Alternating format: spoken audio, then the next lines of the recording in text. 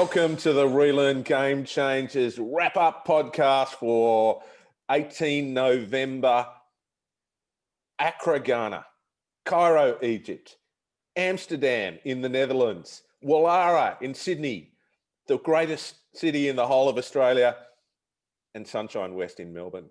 I'm so excited today to be talking about a life of purpose, Adriano, with a really wide-ranging and interesting group of guests attending this amazing RELEARN festival. And I can't think of anybody better qualified to talk about what is meaningful and purposeful in life than you, Amico. Let's go. Well, it's great to be with you again, Phil. And after losing to Queensland in the rugby league match last night, I'm going to let you believe that New South Wales and Sydney are the premier places in Australia because you know I'm feeling for you, Hart. I'm feeling for you today, mate. I'm feeling for you because clearly your team is pathetic and they don't deserve to be. Get on with it. Okay, I'm really excited about being here with our guests Isabel, Walid, and Isaac because yesterday, and in some parts of the world, it's still today. RELEARN really focused on the notion of story, and they really focused on the power of discovering purpose, particularly in support of the young people in our care. And I love the fact that we're able to cross the entire globe to encounter people who are going to share a little bit about their insights and their stories. So Isaac, I might start with you. Can you share with our listeners just a little bit about your story and how you find yourself here today? My name is Isaac Dakumensa. I work with Empower Playgrounds. We do the Play, Like, Learn projects in rural communities in Ghana and across West African countries. So we work with school kids, create merry-go-round that generate electricity for them to play, to have light in school. That's how best we are helping to improve education. We also give teachers the science kit for children to be creative, the creative learning, the game-based learning, and peer-to-peer learning. So it's been a great moment to be here and to be part of RELEARN Festival. Isabel, I might turn to you now. Yes, thank you very much. Thank you for having me. My name is Isabel van der Kolk, and I'm the founder of the Wow Dinner. We're trying to connect like-minded women and men in tech and include also students, and that is what I'm doing for almost 4 years, and with great pleasure. And it took me to countries and meeting people, and that was the most important, with great stories and backgrounds and impressive backgrounds. So I'm very happy to be here. And Walid. Hello, everyone. Hello from Cairo. This is me, Walid. I'm from Egypt, and I've been living my whole life between Egypt and Italy. It's interesting that you talk about stories and purpose because, growing up, I have been grown up as a cosmopolitan citizen of the world. And while I studied engineering, my passion has been learning and education and how we can equip kids with the skills that they will need for tomorrow. Well, thank you very much for those introductions to all three of you. I'm going to start with our very first question, but I just want to frame it a little bit. I'm a firm believer that each individual has an inherent greatness within inside of them. Unfortunately, I actually feel that only a minority ever procure this kind of gift and share it with the world. And it could often be out of a fear of failure. It could be often around issues of self-worth. It could often be about being a victim of circumstance. Not enough time is often something that is thrown up there quite frequently, or even the judgment of others. This kind of prevents people from truly pursuing their passion or their ultimate purpose in life. And sometimes these excuses contribute to cultivating a very fixed mindset, forever setting people in a place of safety and predictability and comfort. And that seems to be the construct that so much of education has found itself in probably in the last 20 years. This place of familiarity and comfort and not wanting to really move outside of that kind of comfort zone. How do we help young people enter into a space of permission where they can overcome their fears and these obstacles that continue to be placed in front of them so that they can truly unlock their purpose in life? Isabel, I'm going to go to you first. Okay, thank you very much. I think to share your stories, because I think a lot of times adults, the people that we meet along the way, and then I'm speaking without my own experience, that we met along the way, we have to willing to share not only our success stories but also our failures, and that's trying. You have many options of trying. I feel like when we first organized the dinner, and we tried to invite also students, and we didn't have a table seating at our dinners, so we just trying to engage the students with the people that are also in the workforce already, that they're trying to enter in the future or in the near future, so they don't have that barrier. So like, oh, this table is only for people with certain backgrounds, or we just want to be an open dinner. We want to welcome everybody, and that also includes students. So I think that if you tell your story, and that's what we're trying to do with the dinners, is that you're trying to engage and tell not only your success stories, and that you're willing to show also a part of yourself. Because what I noticed is when you tell your own story and you listen to their story, often there are common grounds, and not only maybe not on the work field or in the study field, but there is a point in life where everybody has, well, thinks this, am I going to the right direction? And if you have that earlier in life or later in life, that's different from every perspective and every person, and that's what makes it interesting. But you have to willing to be open and share that. Thank you. Walid, your perspective. Yeah, it's interesting because I think that the problem is a story and the solution is a story as well. Education itself has been, more than 150 years of a story. The post-industrial revolution education has been a story about security, about compliance, about how young kids, if they study and work hard and they specialize and they become engineers or doctors or whatever, they would find the security for life, and they would have a job for life. And that has been the story that our parents, the society, the teachers, the school have been telling us for since we have been in elementary school. But the problem is that this story doesn't work anymore, and the skills we give or we not give to students at schools are not useful anymore, and they are not preparing them to face a world full of challenges, an interconnected world where with complex problems, where human and essential skills are even more required than ever. And I believe that the solution on how we can empower young people to have or to find their purpose is indeed another story, a story that starts with something similar to what we are doing at the Learn Festival, having all the stakeholders coming together, parents, teachers, school leaders, and students, and showing them a way forward that is not about compliance, and that where the only reasonable future forward is being yourself and cultivating your skills and cultivating your passions, whatever they are, and being whoever you want to be. Isaac, just listening to Isabel and Walid, I'm hearing so much simply around the notion of humanness. And my understanding is that the University of Ghana has had a strong reputation of a course around anthropology, which of course is the study of humanity and human behavior. What's your perspective on this particular question around the patterns that we continue to see around what prevents people from ultimately realizing their full potential or their purpose? Thank you. I think we should go back to the basics, starting from the early stages in life. The kind of subjects that we teach in our schools needs a big review. That we should give the children opportunity to come out of themselves, where parents decide on what the children to study in school. The first children, I want my son to be a doctor because he is good at science. I want my daughter to be a nurse because I like my daughter to be a nurse. We should allow the children to grow and decide on what they are good at.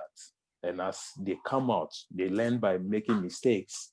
They learn. As they learn, they make mistakes, they improve, and they come out with the best.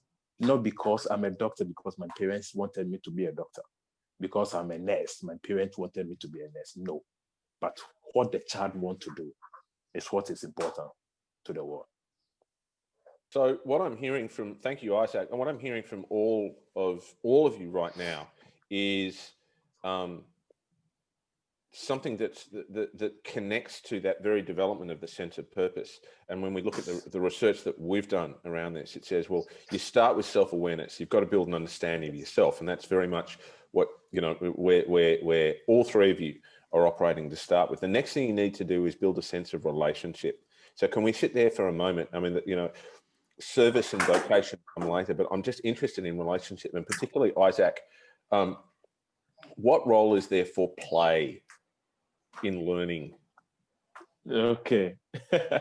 Play a very wonderful role. Play give the children opportunity to create. Play give children opportunity to learn, socialize, and they take opportunity to do things, to come out of their shells. When it's break time, you see the children playing, you see the happiness and joy in them. And then when they go back to class, the bond that they form among themselves make it easier for the children to express themselves, even in the classroom when the teacher is teaching. It gives the child a free mind to learn and to just love coming to school and love education. Yeah, play plays a lot of roles in the lives of children. Yes. So there's play involved in there. Isabel, it's about more than just play, though, isn't it? I mean, because I love that notion that we allow people to play, and through play comes creativity, and through creativity comes learning. Isabel, we also need to sit down with each other and break bread and share a meal with each other too. Why is it important for us to connect in that way? Because I think everyone loves food. At least most of us love food, and especially me. But yeah, I think food connects in many ways. We try with our dinners always different kind of meals. So we have vegetarian, we have meat, we have fish. Yes, so we always ask our attendees what their diet is, and I think that always makes it also open and easier to connect, because then you can also talk over dinner. And the reason why we took dinner as a connection, because you have something to talk about. You know, do you like this food? Are you cooking a lot of food at home? It's an opener in a discussion that can start very easily. And I think that if you have that easy subject, that human connection, because everyone loves food and music, and these kind of subjects are everyone can relate, and I think that's very important. So the bar is not really high, you know, that you have to enter into a certain area that you think, well, I don't feel comfortable in. Everyone in a restaurant, there are different kind of people, and this is something we try to engage as well at our dinners by setting the prices for our dinners as reasonable as possible, so everyone can enter. Do you know, it's fascinating, isn't it? That just even the notion of holding a dinner brings about all sorts of questions to do with connection with people, to do with equity, to do with relationship, to do with how we best find common ground with each other. Waleed, I wonder, you know, we've heard about play and we've heard about sharing a common space with each other over a meal. What about family? What's the role of family in helping people to find their sense of who they are and what they're meant to do in the world? Wow, that's a very interesting question indeed. Definitely, the support of family can either make or break a kid's vision of the world. So family are, the first people every kid interacts with, and, the first people that teaches or plans, how we see the world. So having families on board, having parents on board, and understanding how their kids' future education should be is super important, because they are the ones who make them either believe in themselves or, be marginalized. So, play with your friends, connect with strangers through sharing a meal and family. This is how we build relationship with each other. So we've gone from self-awareness to relationship. Adriano, what do you think about the whole notion of service and contribution and vocation? How do we connect with that, mate? I think that's a really interesting question, because what I'm hearing is talking about individuals developing their own purpose and ultimately this ultimate horizon of self-actualization. But surely happiness is real when it's shared, and that we need to think about not only our own personal growth in this notion of purpose-driven life, but one that acknowledges place and, of course, the significance of the other. I'm interested then in hearing from now all three of you about the role of active service and the power of community, both locally, regionally, and globally, in helping not only raise children, but to raise a consciousness, a deep consciousness that it shouldn't be the things that are different that we should focus on, but it should be the things that we're inherently human that bring us together. So, Walid, I might start with you. Yeah, actually, for my whole life, I've been volunteering. I've been volunteering in different organizations in Egypt and in Italy. And volunteering have taught me that, have taught me the value of giving to the community and the value of sharing, a common goal and, working for having a better future for everyone. So if one of the most important things that any kid can do or any young person can do is actually volunteering, because it teaches them empathy, teaches them how to see different people and how to see different people's needs. And also it teaches them to cooperate and to do, work for good and not necessarily for any material outcome.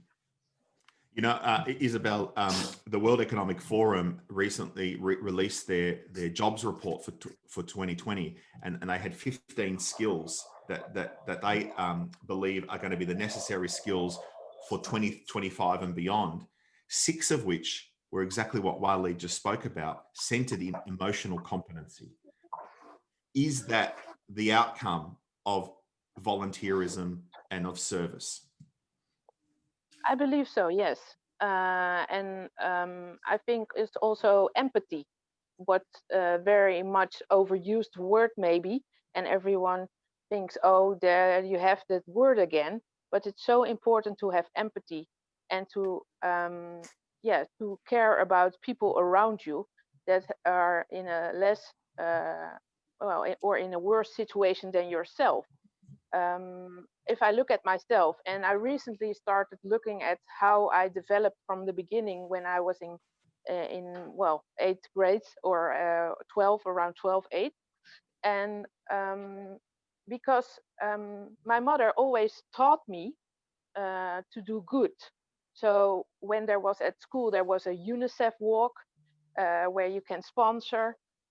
She gave me up, she didn't care if I like it or not. She says you do it. And then from the early age, and also to be kind to other people and to open the door for people. It starts with very simple things. And I started realizing that until I wrote a text, an article about my mother, because when I started the Wow Dinner, for almost 4 years ago, I came back at the first dinner and it went well. It was sold out in 2 months, and I was full euphoria and joy.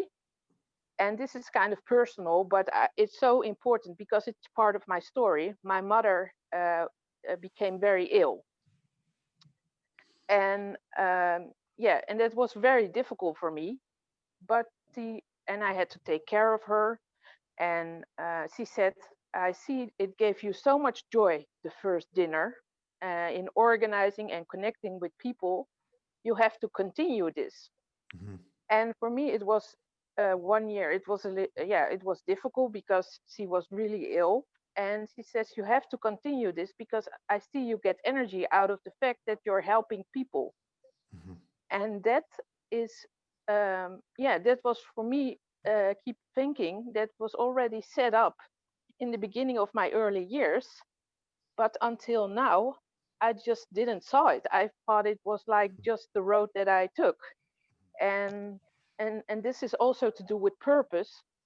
It has been all clear all along, obviously, for some reason. And now that I'm here, I'm so grateful for the people that I met, from the experiences. And it only, for me, I learned so much about this. And that's why I want to participate in this event, especially because students, yeah, they have so much to give, and people in the workforce. And you see people, they have different stories, but in some way you can always relate. Yeah, thank you very much for sharing such a personal element of your story. I really appreciate that. Isaac, I'll turn to you now around this notion of volunteerism and service. Services is part of our development as individuals and as a nation. As part of the project that we do in rural communities, we involve the communities to come in, to volunteer, to serve. They take it, when they come in, they take the project as their own, because they say, oh, we were part of the project. As part of the volunteerism, we call the children into study group, and one is called as a leader. The leader volunteer to make sure other leaders are in when it's time to study. They take ownership. They say, yes, we are in charge of our own destiny. We are volunteering our time, our energy, our destiny, our talent to help our group members to study. What are we getting? We are getting success together because we volunteer our time. People take ownership when they volunteer. And when ownership is taken, they value whatever the outcome will be. I love that notion of taking ownership there, Isaac, and listening to all three of you. What we found in our research is that if you claim your purpose and you feel as though it is yours and you inhabit its skin and you walk forward in the world with it, then you really have a chance to make it work. So much of what we've been talking about today, 4 key questions we ask: who am I? And that helps us build self-awareness. Where do I fit in? When that helps us build relationship. How can I best serve others? And that helps us to build that sense of service. But then the 4th and the all-encompassing question, whose am I? Who are our people? Who are our place? That help us find that sense of vocation. That means we can claim our practice and we can claim our purpose and then put it into practice as we go. Isabel, Isaac and Waleed, it's been fantastic having this conversation. I can't believe that we get such an opportunity to connect with folk from all over the world in all sorts of places. Adriano, it's a real privilege. I know too, Isaac, that you've got Malcolm sitting there in the corner as well too. Does Yes. Malcolm want to come on? We need our special guest. Malcolm, come. Malcolm, come. Come. Come on, Malcolm. Bring him on. Malcolm is here.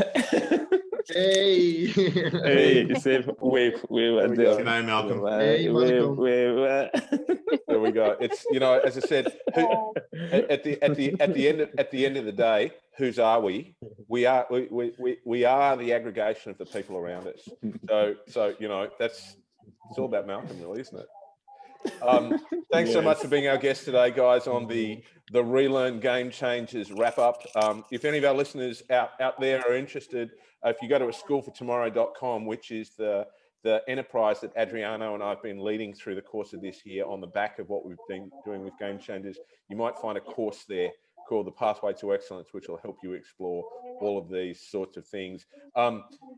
To Accra in Ghana, to Cairo, to Amsterdam, to Sunshine West, and even here in Wallara, we all need a pathway to excellence. Thanks very much, guys. The Game Changers podcast is produced by Oliver Cummins for Orbital Productions. It's powered by aschoolfortomorrow.com and circle.education. It's available on Apple Podcasts, on SoundCloud, on Spotify and on Google. If you like what you hear, tell your friends, subscribe, like, you know what to do. Let's go.